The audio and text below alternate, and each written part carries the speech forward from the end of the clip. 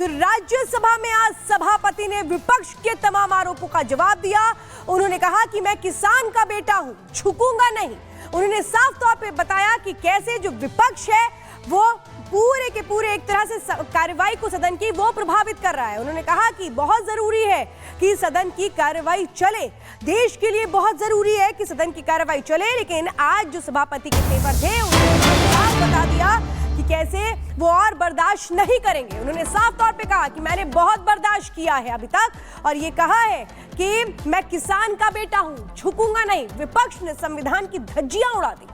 बड़े आरोप जो लगाए गए सभापति पर, अब उसका जवाब उन्होंने आज दिया विपक्ष को बता करके कि कैसे जो ये बातें कही जा रही हैं निराधार है। कांग्रेस के आरोपों पर भड़के सभापति और कैसे जवाब दिया, सुनिए।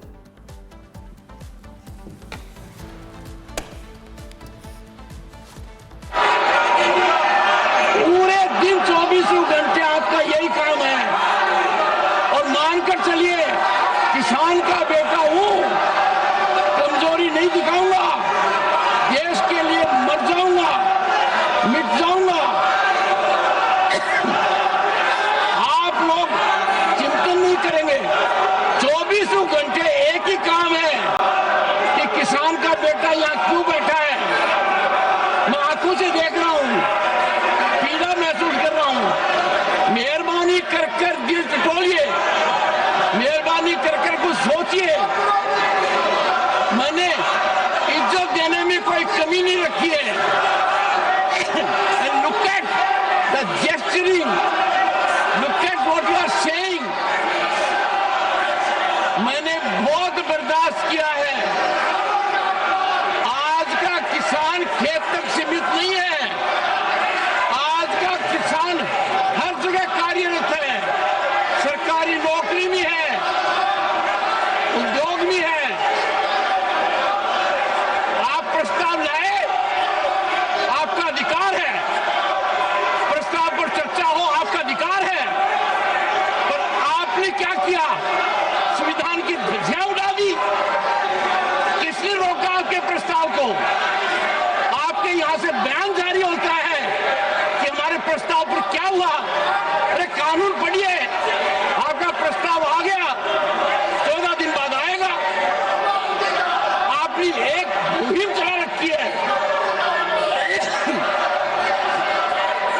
प्रमोद तिवारी जी, आप अनुभवी नेता हैं।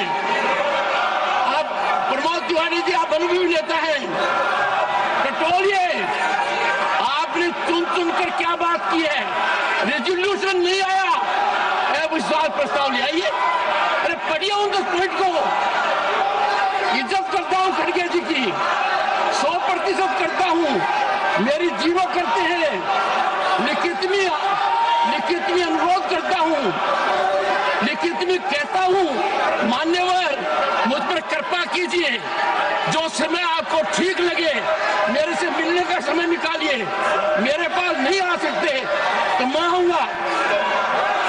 देखिए, आप अपने हिसाब से, आपका तो एक क्रम हो गया है कि मेरे को चिट्ठी पर जाना है। Shri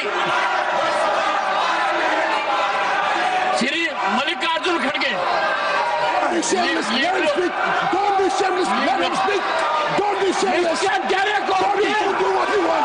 Don't be shameless. Who are you? Let him speak. Let him speak.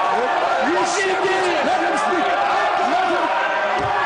किसी भी हालत में कमजोर नहीं पड़ूंगा ना, सबकी सुनूंगा, पूरे दिन सुनूंगा, पर कमजोर नहीं पड़ूंगा।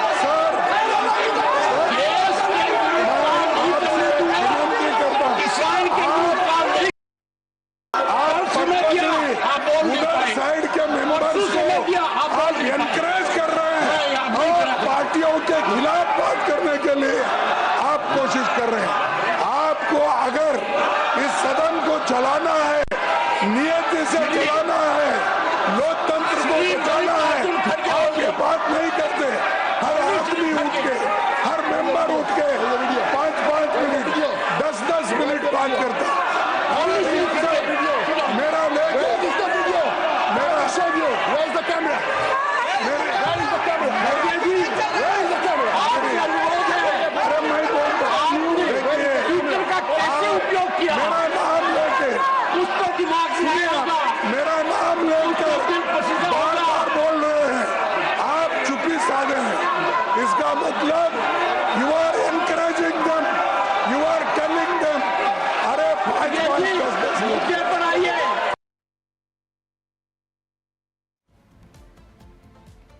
और विजय चौक से हमारे साथ हमारी सहयोगी शिखा जुड़ गई हैं। शिखा, ये कोई पहला मौका नहीं है जब सभापति को ये याद दिलाना पड़ा है कि उनका अपमान न किया जाए। वो हाथ जोड़ते हुए नजर आए हैं, लेकिन इस सब के बीच आज जो राज्यसभा में बिल पेश होने थे वो नहीं होने वाले हैं। 2 दिन के लिए फिर से सदन को स्थगित कर दिया गया है, यानी कि 20 तारीख को वैसे ही खत्म हो जाना है और ये सत्र भी पूरा हंगामे की भेंट चढ़ गया। आज क्या हुआ सदन में?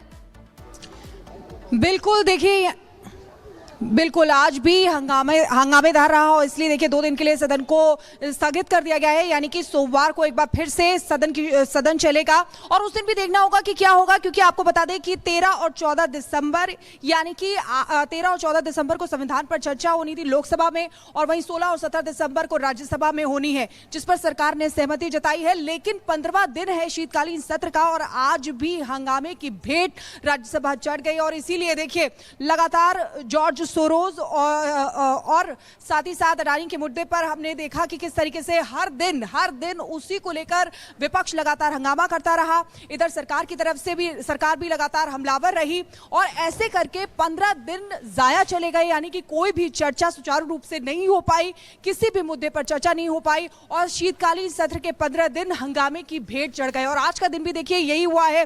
अब देखना होगा कि लोकसभा में क्या होता है, लेकिन हंगामा जो है वो लोकसभा में भी देखा जा रहा है। देखिए लगातार सरकार जो हमलावर है विपक्ष पर। और गणेश भी हमारे साथ जुड़ चुके हैं। गणेश, बीजेपी की जो रणनीति है, किस रणनीति के तहत बीजेपी आगे बढ़ रही है? क्योंकि जो तेवर है, जो हंगामा है और जो यहां पर सभापति ने जिस तेवर के साथ जवाब दिया, झुकूंगा नहीं, मतलब क्या निकलता है?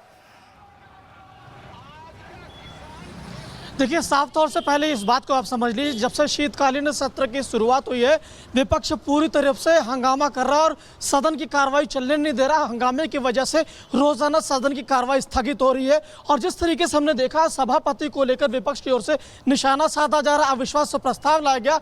आज सभापति पूरी तरीके से आक्रोशित थे, पूरी तरीके से गुस्से से पूरी तरीके भरे हुए थे। उन्होंने साफ तौर से कहा कि मैं किसान का बेटा हूं, झुकूंगा नहीं, देश के लिए मर जाऊंगा, मिट जाऊंगा, मैं अडिग हूं, अपने नियमों के तहत काम किया जा रहा है। विपक्ष की ओर से जिस तरीके से उन्हें के ऊपर पक्षपात को लेकर आरोप लगाया जा रहा था, आज उन्होंने गुस्से भरे लहजे से हर एक शब्द का उन्होंने जवाब दिया। साथ ही बीजेपी के जो वहां पर नेता थे राधा मोहन, उन्होंने यहां तक कह दिया कि पंडित जवाहरलाल नेहरू। बिल्कुल गणेश, आपसे आगे भी अपडेट लेंगे। फिलहाल जानकारी देने के लिए बहुत बहुत धन्यवाद।